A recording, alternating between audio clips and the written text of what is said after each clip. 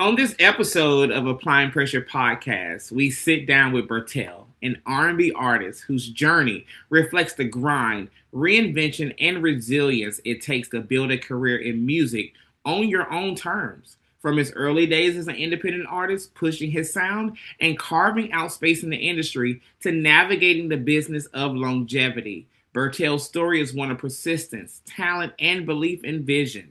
In this conversation, we're looking forward to explore the moments that shaped him, the lessons behind the music, and what it truly means to keep applying pressure in an ever evolving industry. Ladies and gentlemen, welcome recording artist Bertell to Applying Pressure. Woo, round of applause. Welcome, Bertell. How you doing, brother? I'm good. I'm good. Appreciate you for having me. Oh man, listen, it is a pleasure and an honor. I was just listening to Yeah Yeah. You know, it gives you that good feel. It's a good vibe. It is just a mood setter. I actually play it when I get dressed. Okay. Okay.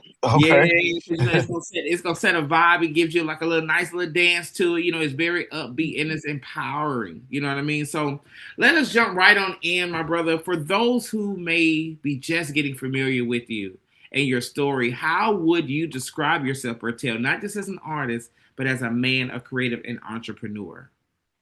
Uh, how would I describe myself? I would say like a barrier breaker, uh, a rebel, somebody who uh, lives on the edge, really pushes the envelope, and sometimes it's in a positive way, not always negative. Like what's my brother name that just passed away? Who marched with Martin Luther King? Oh my God, I can't. He always talk about good trouble. Okay. I can't think of his name. Damn, it's on the tip of my tongue. But anyway, Mm-hmm. I'm always the guy looking for good trouble. Like even when it comes to music, I'm always trying to do something else, like learn a guitar. I see everybody making toxic music. Let me make positive music. I see this happening. Let me do this. Like you know what I mean? Just Yeah. trying to carve out a space and let everybody know that we don't have to, stay in one space together. We can kind of move about. The landscape is very broad. Like there's plenty of land and to cover when it comes to music. So I'm one Amen. of those guys who just really just you know completely just break down walls, try to break down walls, and try to you know go where nobody else is trying to go. And I feel like that's where you headed it with yeah, yeah. Like it, like you placing yourself into a realm of internationalism when it comes to your sound.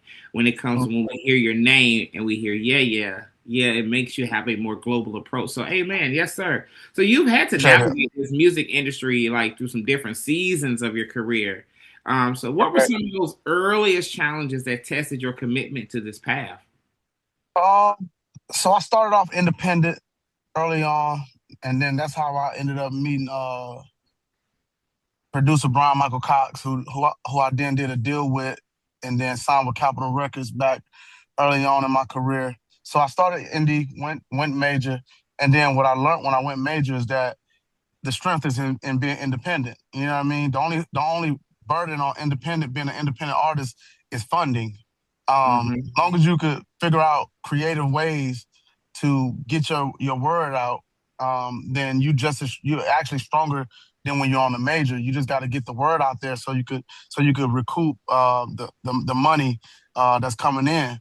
But yeah, I started off independent, learned a lot in that phase, and I always thought when I was independent, I was like, okay, I'm not getting the looks I need. Let me go major. And then when I went major, I realized, well, you're not gonna make no money on this side, even though they're giving you the look. So Right. you might as well go back independent and figure out how to get the look yourself. That way you could get the look and make some money. So that's kind of where I'm at right now with it. Like, okay, let me go out here and maneuver this thing. I'm seasoned. I don't work with a lot of big producers. I don't wrote for artists like uh, Nelly, Trey Songz, Bobby Valentino. I don't work with everybody, T-Pain, Bombi, Twista, Bow Wow. So I've been in the game for a while, so I kind of understand the landscape of the music industry. And right now I'm navigating what I already understand pretty much. Oh, that's amazing. You just went down a roster. Hold on. You spit that off like, I don't know, like a morning prayer. You just said their roster of talent because a lot of times independent artists don't really understand that it's about your network, you know. Correct. And Correct. Absolutely. you have a vast network with some very heavy. Give us that list again. Let's go back. Let's run back through this list of because we're gonna start with Bertell because he is the list maker here, and then let's go back through these. So you said Brian Michael Cox. I mean, oh my God, Yeah, living, yeah, yeah. That's my guy. Yeah, living yeah, music legend. You know. yeah. So Brian Michael Cox uh came and not discovered me, but start working with me back in like I want to say 2006. Um, Okay. yeah, and I was working with him from 2006 all the way up to I want to say 2011 or 2012, and that's when I had my deal with Capitol Records, and I was working with him. And at that point, I was working with everybody. I was in the studio while he was working with everybody. Like he was working with Mary J. Blige, he was working with Jagged Edge, he was working with Monica, he was working with Usher, he was working with you name it. You know what I mean? Day 26, whoever you name, he was kind of working with Yeah. everybody. So it opened doors for me to work with a lot of these people because I'm just a natural hustler and hard worker. Where if you put me in the room, I'm gonna figure something. I'm gonna figure out how to get something done. So yeah, that's how me and B linked up, and we still cool to this day. I mean, that's 20 years of amazing direct industry coaching and tutelage. You know what I mean? Like Correct. you can't get no better than B Cox out here right now. You know what I mean? B has, like you said, Yeah. he has done some amazing things that has aligned with you over these past 20 years to make you who you are today. Like I think that's Mm. phenomenal. We love to see that. Well, well, what's interesting is that this album, that I'm releasing, all of me, is probably one of the best products I've ever created. But hindsight, just looking back on me creating this project, a lot of the things um, I learned being around Brian, like a lot of the production tactics I have, a lot of the moves I'm making is like, oh, let me do this, let me do this. A lot of it is me too, because he tell people all the time, like he's open to tell people like, man, Bertell is one of the hardest. He's the one of the hardest workers, but he's just, and it's just me speaking for him. Something that I've heard him say before. He'd tell people all the time, like, yo, he knows he's been here before. He knows what he's doing. He understands every aspect of it. There's not an aspect of this business that Bertell don't understand. So I when he used to say it, I just kind of used to blow it off. But I really pay attention, and I really realize like I know a lot of things, but I really don't know how I know them. And I Mhm. think that's me just being a student of the game and Yeah, yeah. being around all these different people, Jermaine Dupri and this person and that person, and just seeing how people move, and me just in my mind putting the moves together and making them make sense for myself. Man, listen here. That is amazing. And that is what I think that everyone who are chasing their passions should, and you said it best, be a student to the game. And I mean, like, I hope my listeners are listening, like 20 years, you know what I mean, that he's been over with B Cox.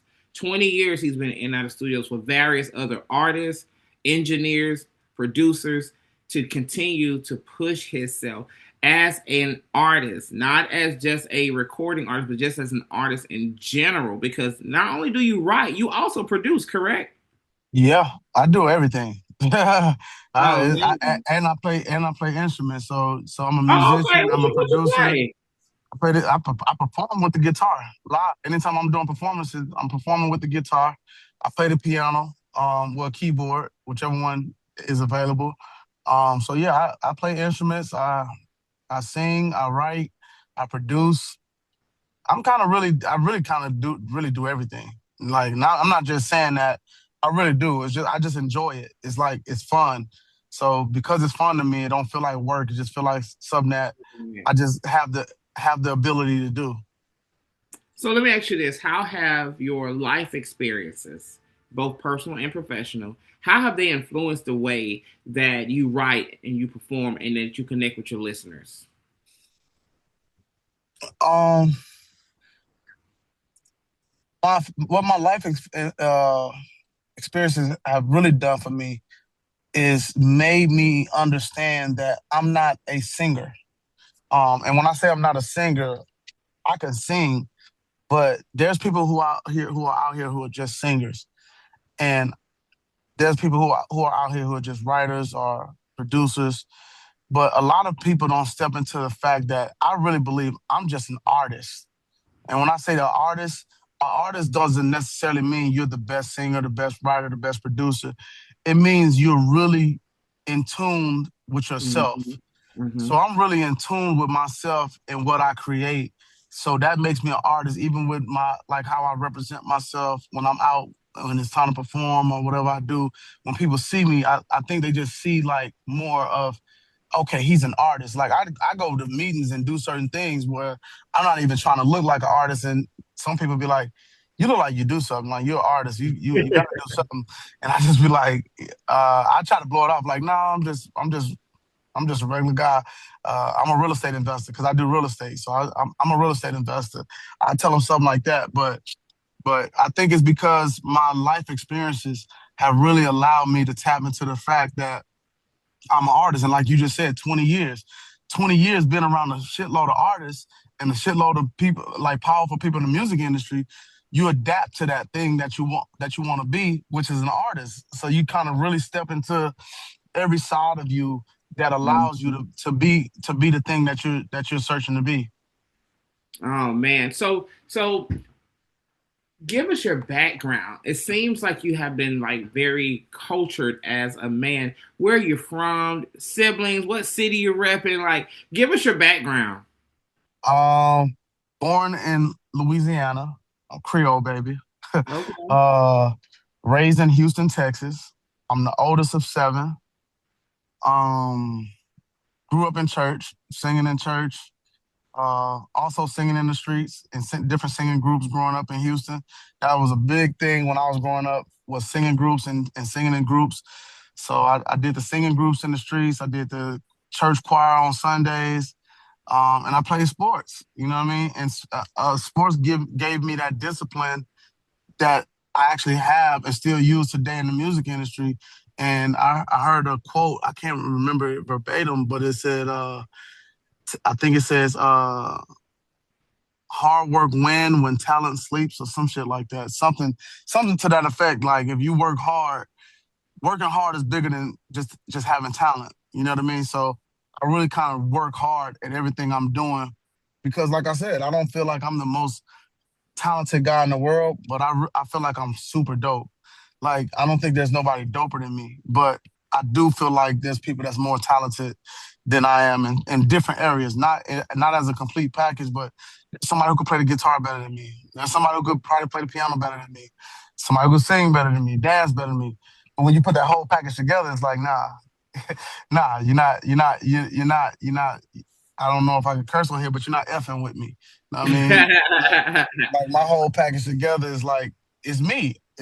Right. It's hard to duplicate me, and I can't duplicate you either. You know what I mean? Like Right. it's just me as an artist. So for me, my whole package together, that's my artistry. When I was telling you earlier, my life experiences have really cultivated me into being a super dope artist. That's amazing. So, in this life experiences that you've had from birth until now, what made you really apply pressure to your talent? Life circumstances, me not having my father there, really made me apply pressure to what I wanted out of life because I had to search deep within myself to kind of figure out what who I was and what I wanted. My growing up in the hood in Houston, just being around a bunch of dope, talented people who get locked up or getting hooked on drugs. That kind of applied pressure to make me say, okay, I got to go get this thing and I got to stay locked in because my conditions have put me in a place where it's a lot of people don't make it out of. You know what I mean? And for me to make it out of, I was just telling my wife a couple, well, not just telling her, but this was a couple months ago. Maybe we were sitting there talking, and I was just like looking out the window of our condo, and I'm like, Man, I remember being a kid, and I even remember I could even just talk about people who never left the hood that I grew up in. They would love to see this. You know what I mean? So for me to be able to see this and live the life that I'm living right now is a very humbling feeling, and I really thank God for all of it. You know what I mean? I'm really appreciative of God for allowing me to be who I am and to do what I do and to be able to experience the things I've experienced because I know for a fact it's not promised. You know what I mean? So me having it or me doing it is all by the grace of God. So that's what applied. That's the pressure that applied, and that's how I I appreciate the pressure that was applied on me. Amen. Amen. That is real. That is very real. Oftentimes people want to superficially say what make them apply pressure. We're hearing from you that it's literally life, it's lessons, the day by days that made you daily apply pressure to your talent, to who you are as a person. So that's what's up. Here at Applying Pressure, man, that's what we really are all about. It's about what made you press gas, because what made you press gas may really be the encouraging tool for the next person to say, it broke and make it. I Yeah, can do it. You know what I mean? And yeah. so, we ain't gonna knock the small town. So where you from in Louisiana though? Because the parishes are expensive. Yeah. I'm from Melville, Louisiana. All right, shout out That's right, Melville.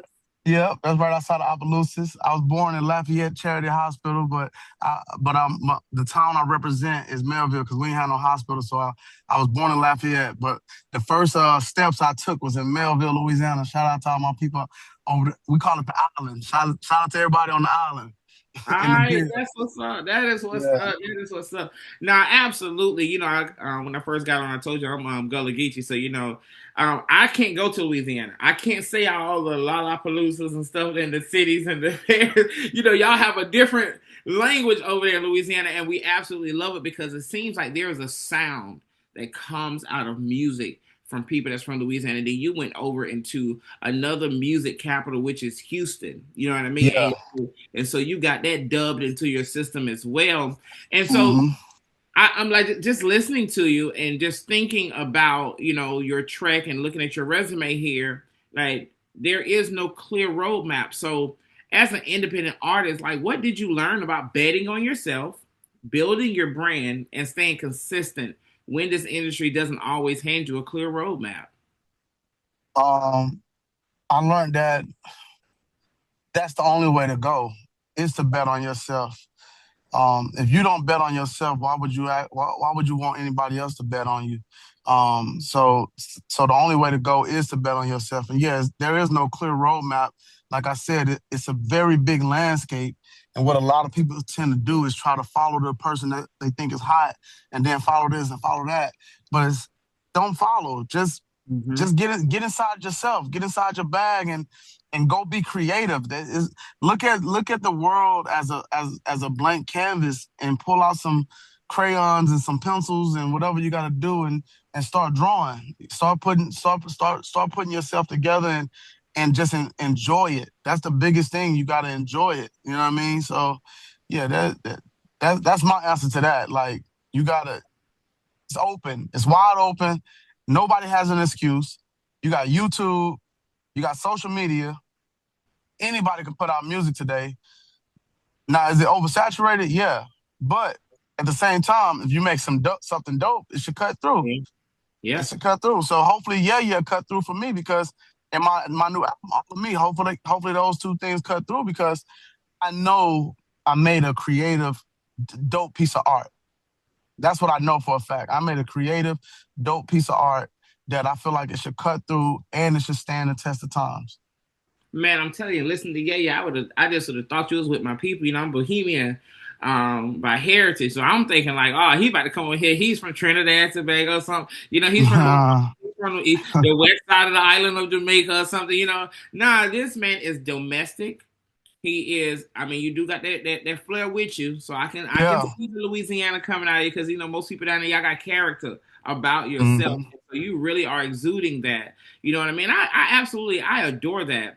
Because here in this music world, things change so much till you see a lot of people's characters change. And so, from your perspective, like what does it take now for an artist to remain relevant and profitable and authentic at the same time?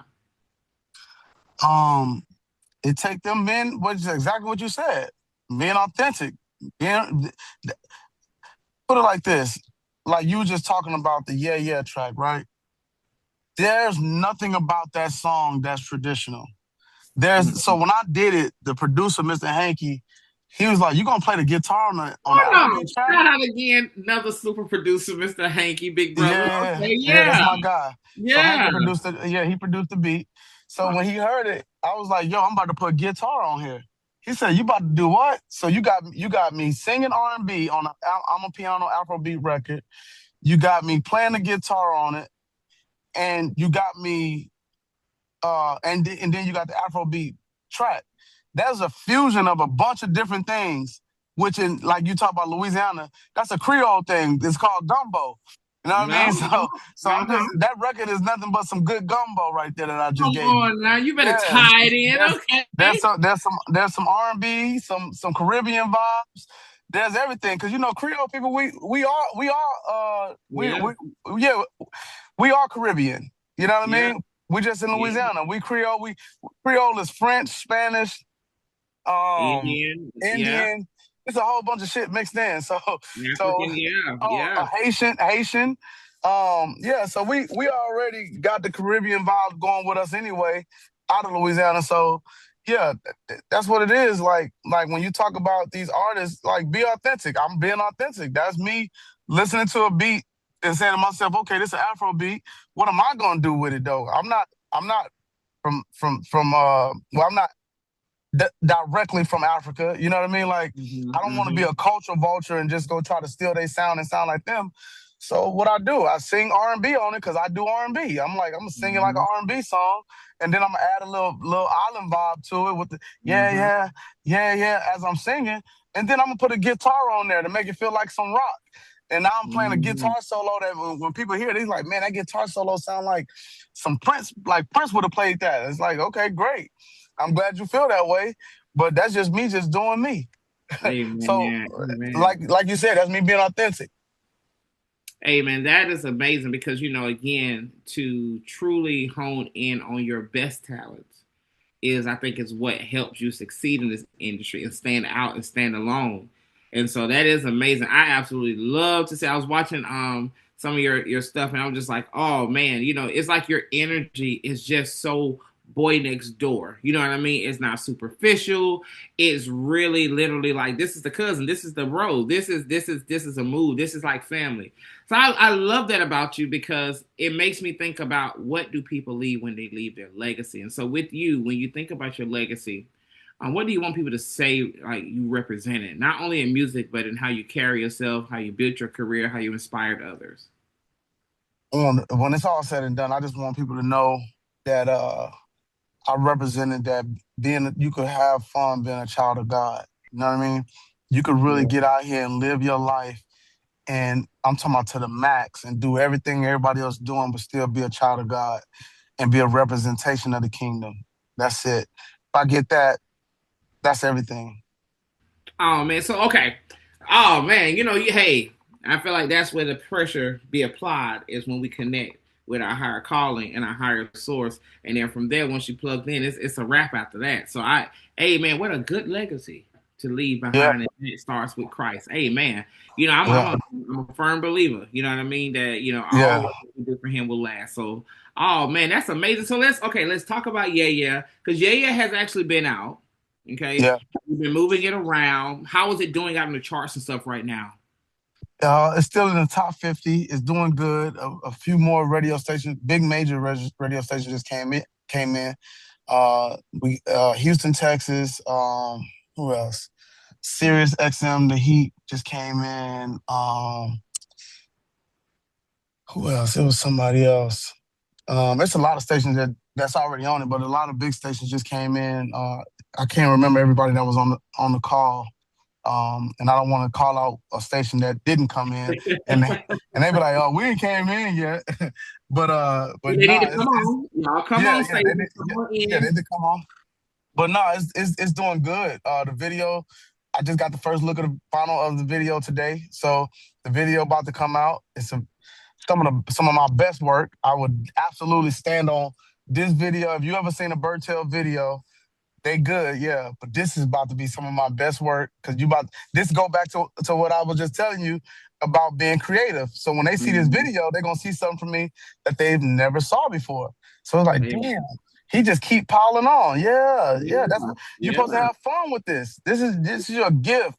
It's art, it's your gift. You have fun with it, you go out here and you deliver it. So yeah, I'm just you know just getting to it. I'm getting to it. So the song is doing well.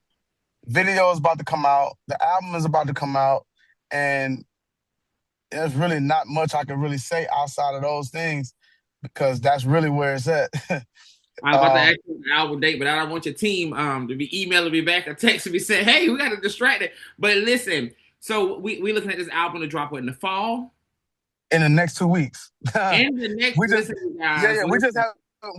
we just haven't did the date on it yet, but we're looking for the album to drop in the next 2 weeks. Man, listen here. We are super excited to actually be able to sit and chat with you, Bertell. Listen, give everybody your socials where they can go and find your music. Go ahead and do your drops, brother. Okay, yeah, yeah. So my name is Bertell. You can find me on Instagram at bertellforever.com. That's Bertell, the number four, EVER. Um, my website is www.bertellforever.com. That's where you can pre-order my album. We about to put it up there for you to pre-order. We doing everything through my website. We encouraging people to download the album. We know streaming is free, but the way this is going to work is going to be a little bit different. If you want the whole album, you're going to have to download it. The streaming songs will come out periodically. Over the course of us marketing and promoting the album, we'll release songs for streaming because streaming is free. So if you want the free, you go ahead and wait and go through the process with us.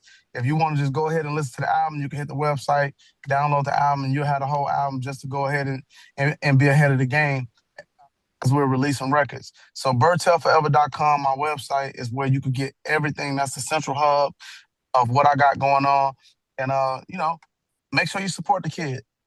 Oh man, listen here. In closing, Bertell's story is a reminder that talent alone is like never the full story. It's the discipline, it's the reinvention, it is the setbacks and the decision to keep showing up that create staying power. You know, his journey speaks to the heart of what applying pressure is all about. Honoring the people who keep pushing, who keep building, and who keep believing in what's possible, even when the road is uncertain. This conversation isn't just about music. But as you can see, it was about ownership. It was about endurance and the power of refusing to let your vision go. Bertell, before we get you out of here, man, can we get one good drop? Yo, this is Bertell, and I'm with Applying Pressure Podcast. Yo, yo, what up? It's your boy Bertell, and right now I'm with Applying Pressure Podcast. Let's go. Bertell, it has been a pleasure. We are looking forward to this album release. I can't wait for the video drop release. We got a lot to be anticipating here in July during the nation's 250th anniversary. Bertell is dropping some of the hottest music out right now, and we are Yeah, super excited to see the genre and the range that you're about to give us in this completed project. Thank you very for wide range. time. Yes, sir. Yes, sir. Listen, thank you for your time, brother. I know that you're busy. We see that you're out. Fly car in the background, by the way. Okay. Now that's how you apply some street pressure there. I see it. I see it. But no, thank you again so much. And we here at Applying Pressure Podcast, brother, we salute you, we support you, and we actually looking forward to your music dropping, okay? All right, appreciate it. Thank you for having me. You're welcome, boss man. Thank you so much for your time. All right.